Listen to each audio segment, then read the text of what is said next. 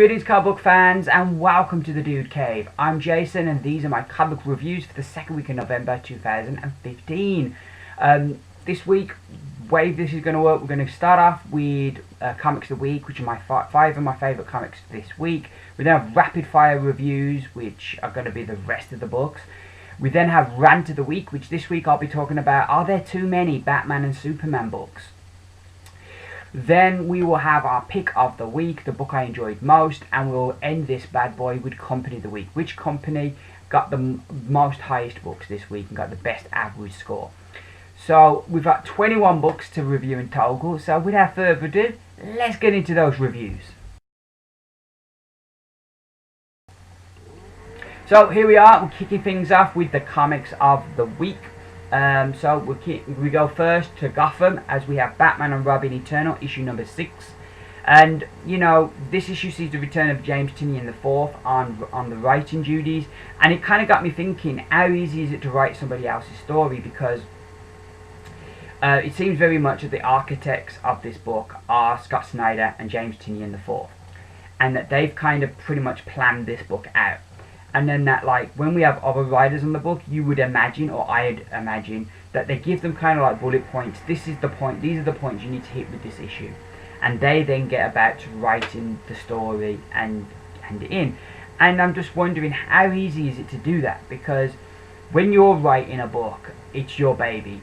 You put that passion and that energy into it. So you give, and it's not kind of a thought process, I'm going to give more to this because it's my own project. It's just human nature that if something you've created, you're going to give more energy to it because you've created that thing. Where if you're building something that somebody else has created and you're just building it, while you still want to do a good job, you haven't got that same passion and that same involvement that you would have if it was your own project. And so I'm going to be interested to monitor how this series goes, and whether the issues with Tynion, because it's his project, are the stronger issues of the series, and whether other writers can kind of find that thing, because I'd imagine there'd be issues you'd get and it would just click. You go, oh yeah, I can hit these points, I can do a really good issue. But there's going to be other issues where you're going to be like, oh god, how do I tie these things together? How do I get from one scene to the other? This is just not working. Because it's not your baby, and kind of you might struggle to kind of get what they're asking for. So yeah, but that was something that I was thinking about this issue. How easy is it to write somebody else's book? But getting into the issue itself, my favourite part of this series has been seeing the original Robin and Batman in action. And we get to see like pretty much a whole flashback issue of them, and it just reminded me how much I miss Bruce Wayne. He's Batman. Come on, anybody else can put the cowl on, but only Batman is Batman. And it was great seeing him back. Tony Daniel's art I really enjoyed as well. It was great seeing him back on the art. And I'm loving the mystery of Mother, because with a weekly book you can move a bit slower. You don't have to move as quick a pace because you're back every week. And I'm loving how they're dragging this out. Every week we're learning a little bit more about Mother, but there's a lot of mystery and still a lot of discovery to be done. So yeah, really enjoyed this issue. Batman and Robin Eternal, issue number 6, would have got a 5 out of 5 from me. Next up from Marvel, we have all new Wolverine, issue number 1. And this is written by Tom Taylor with art by David Lopez. Lopez's art on this is brilliant. I always really liked X-23, and I think she looks really cool. I think the yellow and blue outfit works much better on her than it does on Wolverine. I always would prefer the tan and orange uniform that Wolverine would wear for the male Wolverine, for Logan. But for Laura, I think she looks really cool in this. And Laura taking up the mantle of Wolverine feels appropriate. It's like when Dick Grayson became Batman or Bucky Barnes became Captain America. It felt appropriate, it felt right that they took over their mentor's role. And it's the same thing here for Laura. It just feels so right and appropriate that she becomes Wolverine. I feel that the book does a good job, yet in a way it does throw you straight into the story and you have to kind of hit the ground running and figure things out. But I think it does a good job of establishing who she is, where she's at in her life, and what differentiates her from the other Wolverine. And I think there's a really nice flashback scene between her and Logan that really encapsulates this really well and does a really good job of that. In the present day, I'm really loving the dynamic between her and Angel, and just the dialogue feels very much like real dialogue between a couple. I had flashbacks some of the scenes to kind of things me and my wife would say to each other. So it had that reality to it, which I think always helps a story when there's that bit of reality in there. So yeah, all in all, I really enjoyed this issue. I felt the end really sets the series, the direction up really well. And I went into this a bit nervous. I wanted to really like it, but I was nervous would I, but I came away totally on board. And if it wasn't already on my pull list, I would definitely have added it to my pull list after just one issue. So All New Wolverine issue number 1 is one of my comics of the week and would definitely get 5 out of 5. So now the last 3 books are all Image. First up we have Airboy issue number 4, the final issue of this series, and they definitely go out with a bang. I love the art by Inkle on the book, and the way it's coloured as well, so that like they remain in their regular colour, but then you've got Airboy and the other characters in this world are all in full colour. So I really like that. That was really cool. I felt it wraps the story up really well. There's a great scene at the end between Hinkle and Robinson. That was really great. And I think one of the strengths of this book is you've got like stories that if you separated them, you know, wouldn't work as well as apart. You got Robinson, if you'd had his story as a separate story, as a separate book, I think that would have been quite depressing and wouldn't have worked. But then engaging that with the Airboy story and that just really makes the two stories work well. And they complement each other and it works well as a combined package. Speaking of packages, yes, we get penises again in this issue, but what I really liked was that when they wake up from the dream world and they're back in the real world and their penises are regular size, and I like that while they were hallucinating they're these massive anacondas and now back in the real world and it's just regular. So I like that little touch in there as well. All in all, this is a really great book. I'm definitely going to double dip on this and get it in trade when it comes out because I really enjoyed this. Definitely for me, easily the mini series of the year, and I'd give Airboy number 4 5 stars out of 5, and definitely one of my comics of the week. So penultimate book now is Birthright issue number 11. We left off Brennan. He now knows that Mikey's been infected with the Nevermind. We've got Mikey, who we learned is a willing. We thought before that he was kind of been enslaved by the Nevermind and forced to do its bidding, but now we kind of see that he's a willing participant in what's going on, that it's not been made to do against his nature. This issue pretty much is one kind of big story from Tremonos of how Mikey first met the Nevermind, first encountered it. I like the character of Callista, a bit of foreshadowing there with what's happening now to Mikey. And I kind of wonder, it's kind of like in Star Wars Episode 3, when Anakin gives into the dark side and he begins to have all these negative emotions like jealousy and hatred and envy and distrust. All these negative things come to the fore as he embraces the dark side. And I kind of wonder if that's what happens with the Nevermind. When you accept the Nevermind and take it in, does it kind of start clouding your judgment and your thought process to like you maybe see things in a different way than you would when you've not got the Nevermind? Just something I was thinking about. I'm also going to be interested to see in future when maybe we're going to hear this story from somebody else and it's going to be told differently. Did the story go as Mikey told it? That was one of the things I was wondering, and exactly how he got away from the Nevermind. Did he actually go down as he said? Brennan has now got voices as well that are kind of warning him about Mikey. I like that interest. And as always with this series, the thing that most excites me about the book is the future, as so many characters have secrets and you know at some point things are going to come out, and I'm really interested to see how it's all gonna, how things are going to go when these things come out. Really loving the series, and I give Birthright issue number 11 5 stars out of 5. So my final comic of the week, it is the Autumnlands issue number 7. This was another really good book. Turn the page. First things first, the art by Benjamin Dewey is just brilliant, and colours by Jordi Belair. We always have this kind of scene at the beginning, which I love those pages, as it kind of gives it a grand kind of fairy tale kind of feel. We kick off the issue as our main characters have been rescued. We then find out what happened to Leroy and Dusty and Seven Scars, and with Seven Scars surviving, they know they're not safe. There's this great adorable scene of Dusty doing his sad face, which I need to learn how to do a face like that. Nobody can say no to a face like that.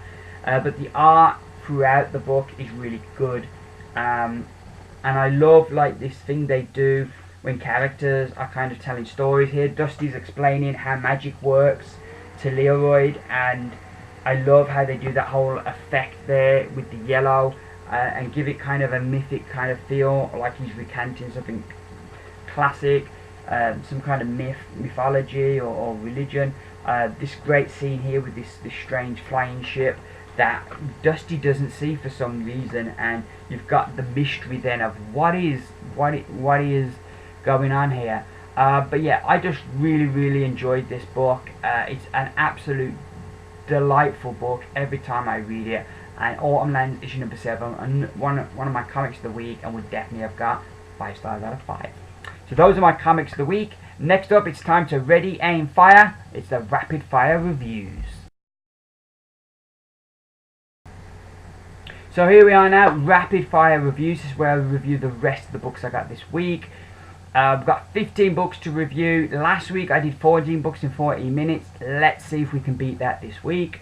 Kicking things off with Secret Wars issue number 7, and the delays have really hurt this book. It took any momentum the book had totally out of it.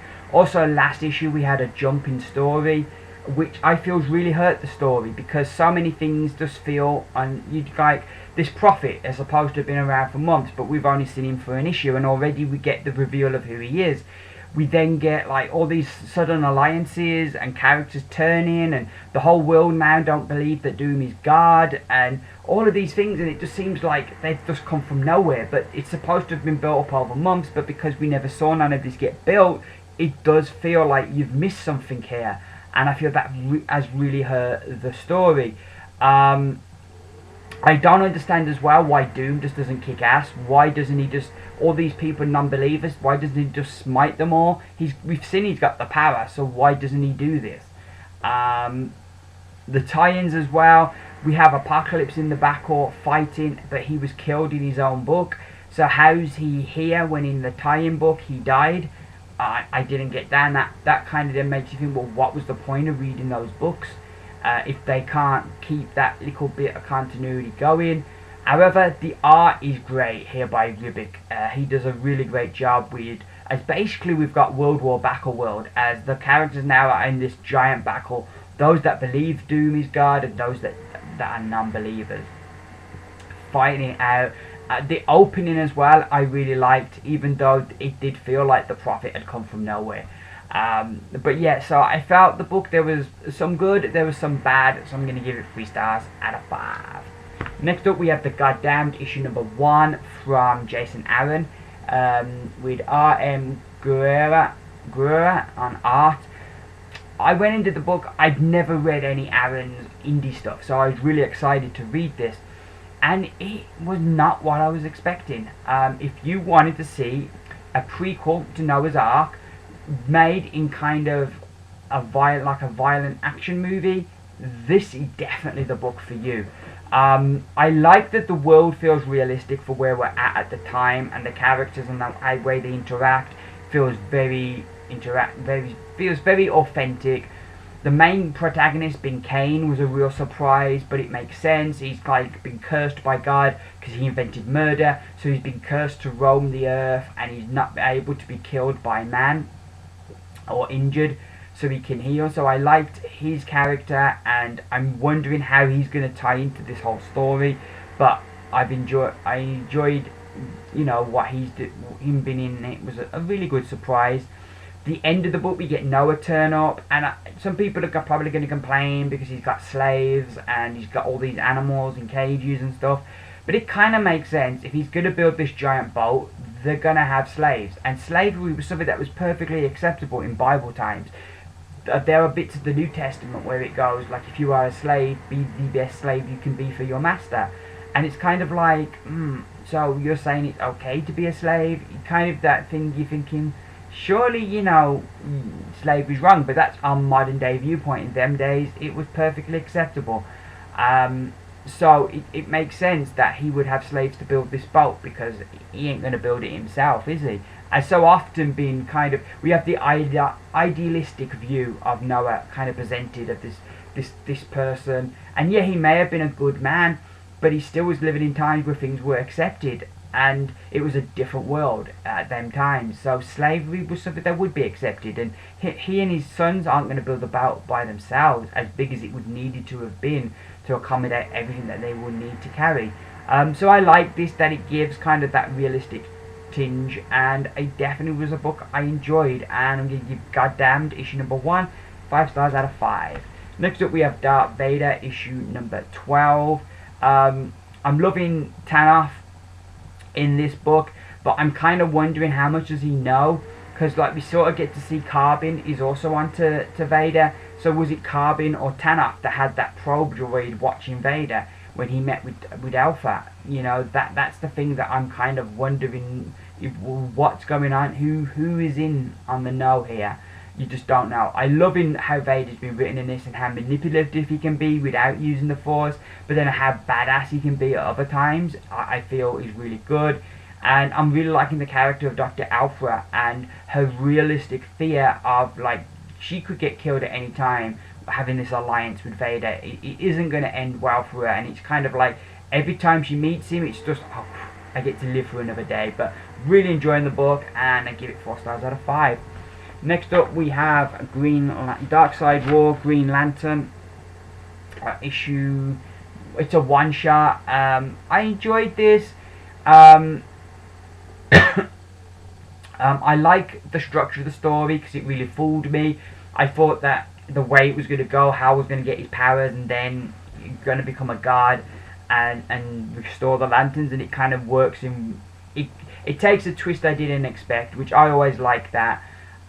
It does feel the least necessary of the Darkseid War tie-ins, but there's some very interesting kind of observations in the book of kind of God and God's role and why God doesn't interfere and stuff, that I liked. And I liked that they had the tie-in, that they had the kind of flashback to Green Lantern as a little kid, and kind of how he felt when his dad died, and how he kind of didn't understand why God hadn't helped his dad, and how that kind of tied into him becoming a god and kind of his motivations. I really like how that all tied in. It was a very satisfying read, but probably, like I say, the least necessary of the Darkseid War books, and I'd give it 4 stars out of 5. We then have Batman issue 46. This was the most I've enjoyed an issue of Batman for a few months. It was really, really, really good. Gordon does feel like he's grown into his role this issue, and that was really good. And I'm really liking Bloom as well as a villain, and I'm liking that for Bat Gordon he's got a different villain than having to face one of Bruce Wayne's villains. Bruce is still in the book, but I do wonder with what's happening with Bruce here, is this gonna be the way back? Kind of like you have kids scared, and he kind of wants to, you can see he wants to help protect these kids, and I kind of wonder, is this going to be the road back to him becoming Batman and getting his memories back? You've got Duke in the issue as well from the We Are Robin series, and I'm liking what they're doing with Duke, and I'm very curious to see what he discovered when he went up against Penguin. And the art, once again, super consistent from Capullo. He just is a beast on art. Every issue looks gorgeous, but I also like the subtle changes in colour, how like the scenes with Bruce are kind of lighter than the scenes with Gordon. The Gordon scenes seem a bit darker, so I like that subtle kind of change in colour. But yeah, Batman 46 would definitely get 5 stars out of 5. Imperium issue number 10. I'm loving this book. This issue we get very much is the history of the Vine Plantlings and their history with Arada, and I really enjoyed seeing that. And that's kind of throwing in with the psychologist from Avada's foundation, going around all the people that were involved in the mission last time and kind of seeing how they all are, and that was really good. And we've got Solomon. She reveals herself to oh god, I can always forget his name, that giant vine guy, LV99. She reveals herself to LV99, and kind of, so you've got the seeds planted there, and you kind of wonder, could he kill her rather? Surely this has got to fail somehow. And I'm also loving Sunlight and Snow. He's such a fantastic character. Story's building nicely, and I thought it was a very intelligent use of two artists. And I give Imperium number 10, 5 stars out of 5. We then have Descender.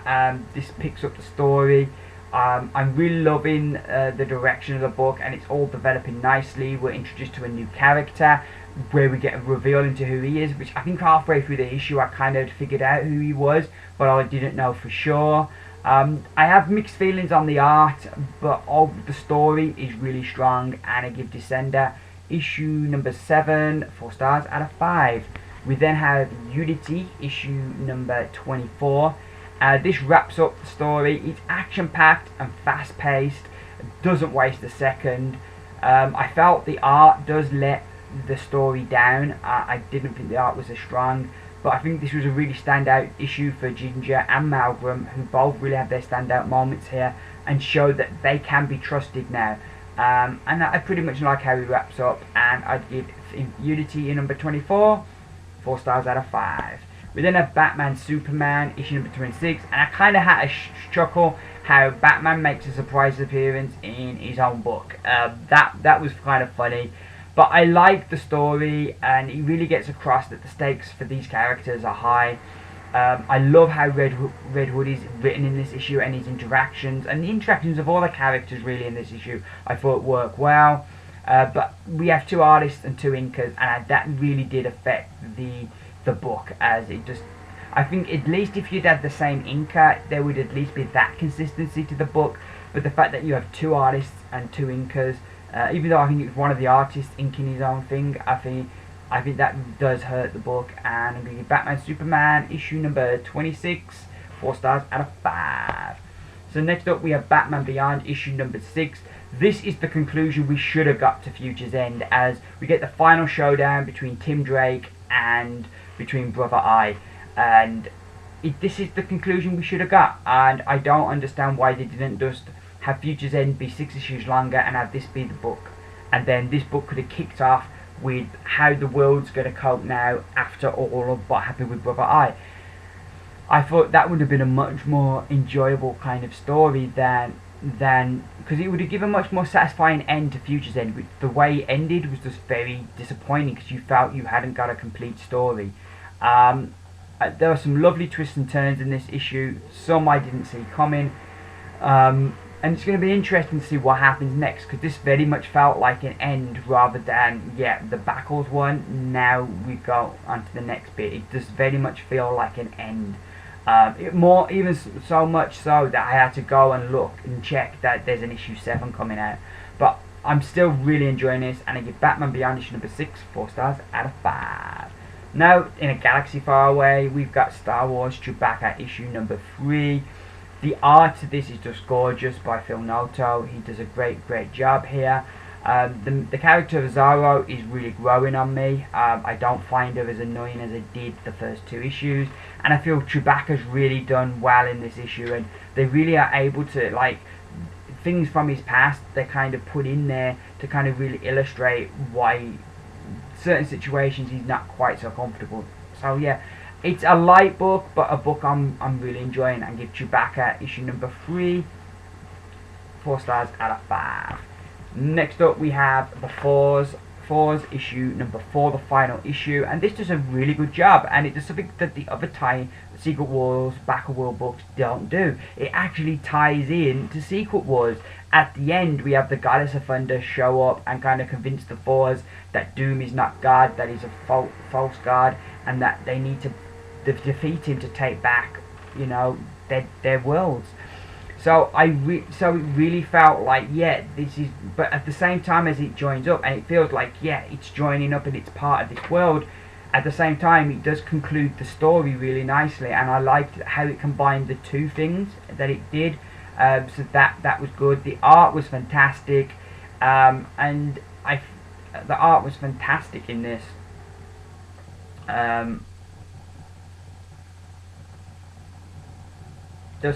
There are some good moments art-wise in the book. I thought that was good, and it just ties things up really well. So I'm going to give this 5 out of 5. We then have the Infinity Gauntlet issue number 5, also the final issue. The art to this is tremendous, and Dustin Weaver definitely has some kind of anime kind of influence going on here.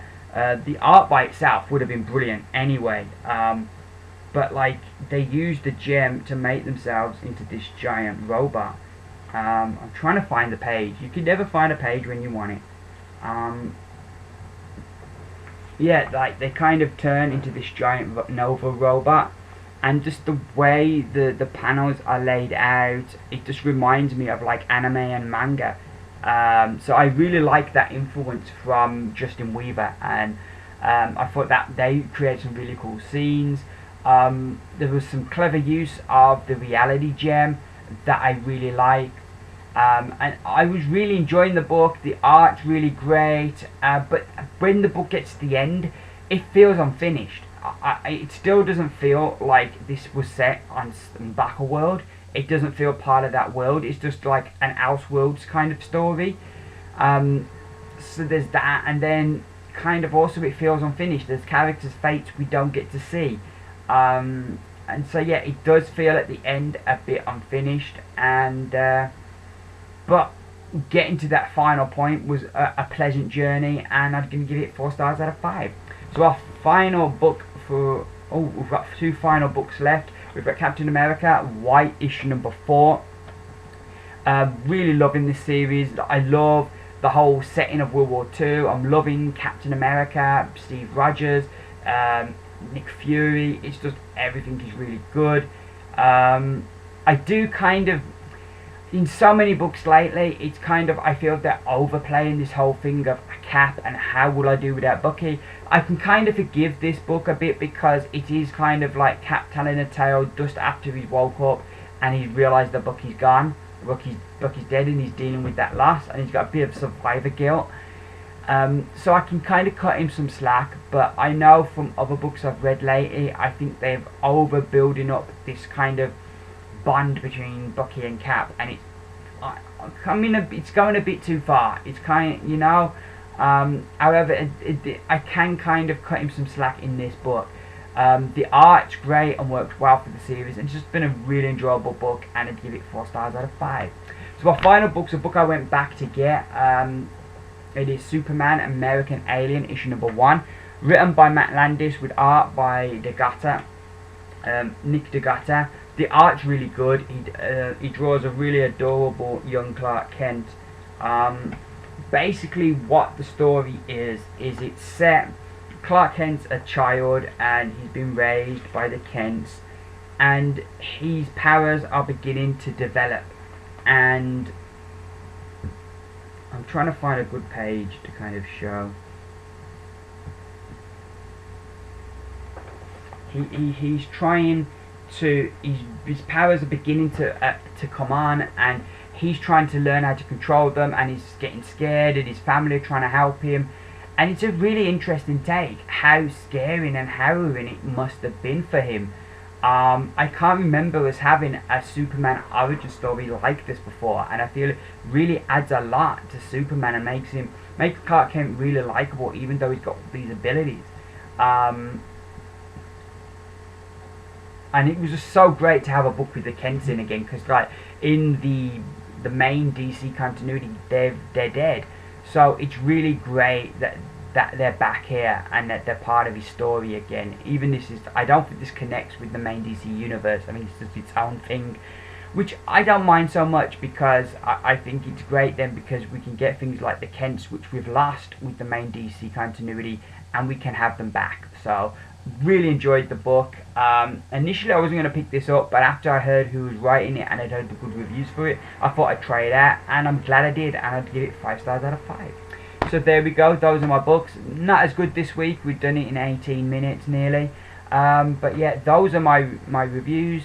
Next up, it's Rant of the Week, and are DC doing too many Superman Batman books? Talk about that in the next bit.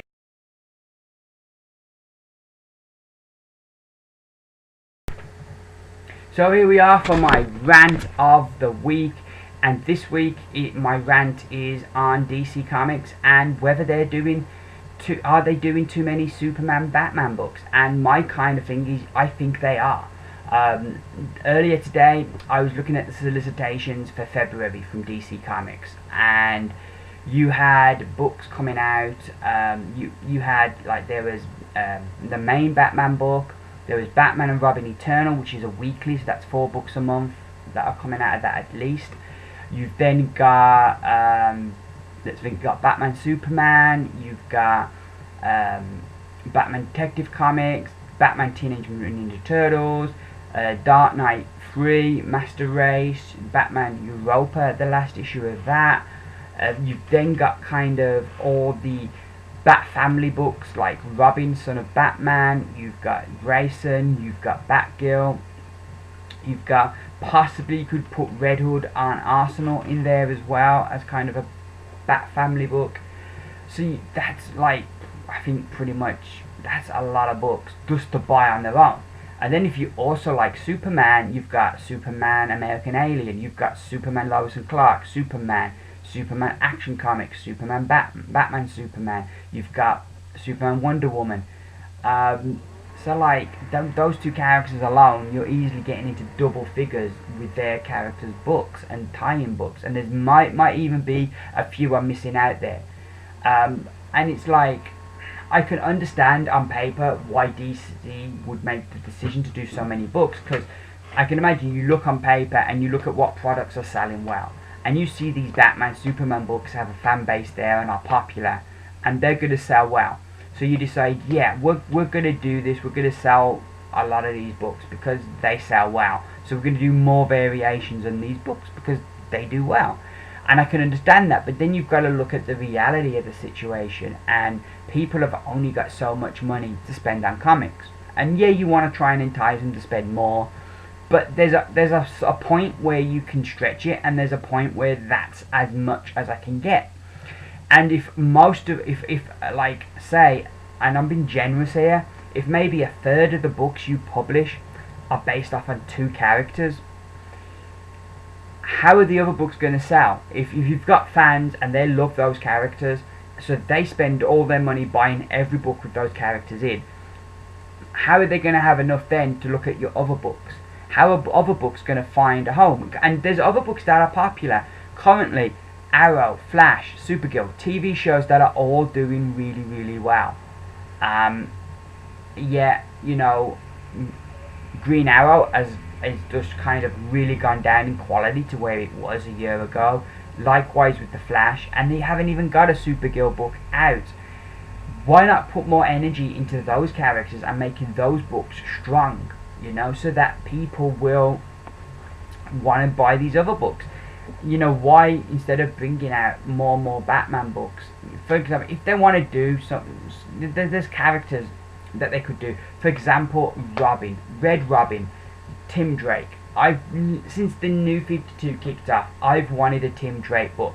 Every time I read him in something, whether it's Batman Eternal, whether it's Batman and Robin Eternal, or whether it's him showing up in Grayson, whenever he shows up, I like the character, and I'm like, why haven't they done it?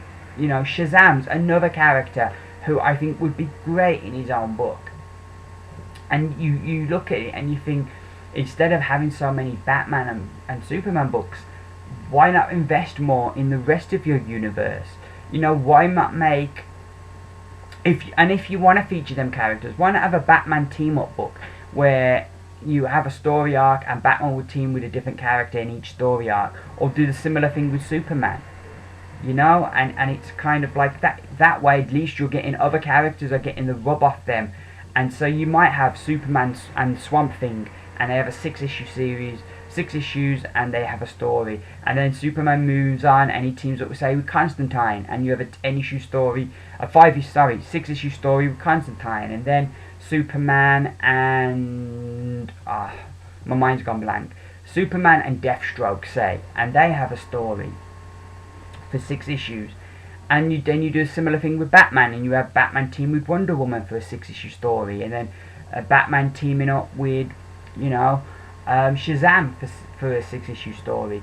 So you've got these there's different things you can do if you want to use these characters that at least then are going to give other characters a bit of exposure and a bit of a rub, and maybe get people, and people might read that character and say, I like that character. Have they got their own book? I wouldn't mind reading that.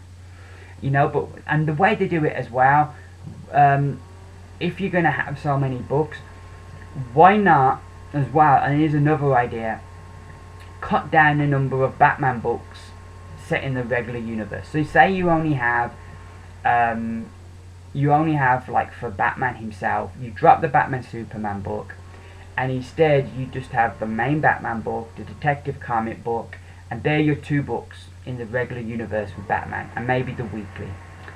And then you go and then you can do your non-continuity books. But to do, say, like 4 or 5 in-continuity Batman books, but then have these other 3 or 4 books that are out of continuity, and so in total you've got like 7, 8 Batman books, it's like, just supporting those books, it's going to be too much. I may have rambled a bit there, and I apologise if I am, but I really feel that that at the moment from DC there are too many Batman and Superman books, and I feel that they may sell well, and DC may make a packet on them, and that's why they keep putting them out. But I don't think they look at the big picture at how many of their other books would sell better if there were less Batman Superman books. If the fans had that bit of extra cash to say, you know what, there's that book or there's that book I'd like to read as well. But when they have to pick between their favourite character, who might be Batman Superman, and reading another character they don't know so well, they're going to go with their favourite characters, and you're going to get their money, but you might have got their money other way and built up other characters. And surely it's better for DC long-term future if more characters are strong than just relying on 2 characters to draw all your money. So that's been my rant of the week. Next up, we get something slightly happier as we get the pick of the week. So my pick of the week for the second week of November is the Darkseid War Shazam #1. And this very much felt a #1. It felt like a book setting up a series. And I went into this book, and it just blew my mind. I didn't expect to enjoy this as much as I did. Shazam's a character I don't know that very well, and I've liked his interaction with Cyborg in his regular series in the Justice League book, but he's not a character I know well or a favourite character. But this book really got across him as a character. I felt he came about the strongest I've ever read him in a DC book yet.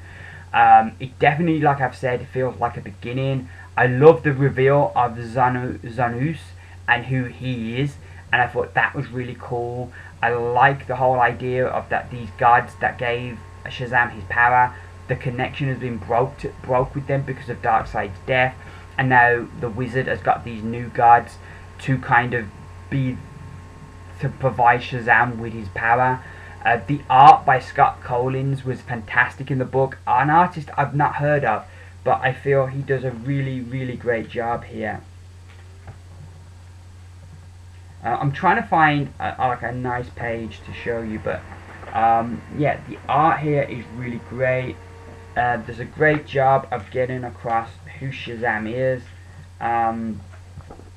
as he has to kind of travel through these different kind of things, meeting the different gods who are now providing him with power, and we end up with him kind of the wizard in a confrontation with Zanus,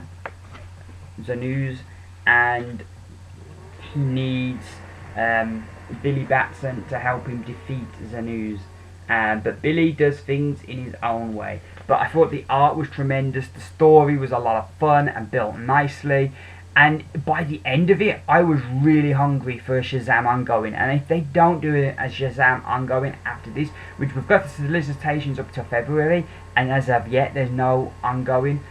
But they are utter fools if they do, after having such a great book as this, if they don't follow it up with an ongoing. They are total fools. But this was a fantastic book, a great joy. I really enjoyed it. Was surprised I enjoyed it so much. But just everything about this book was great, and I give the Darkseid War Shazam #1 my pick of the week. So those have been my comic book reviews for another week. We have reached the end of the video, which means it is time to find out who the company of the week is.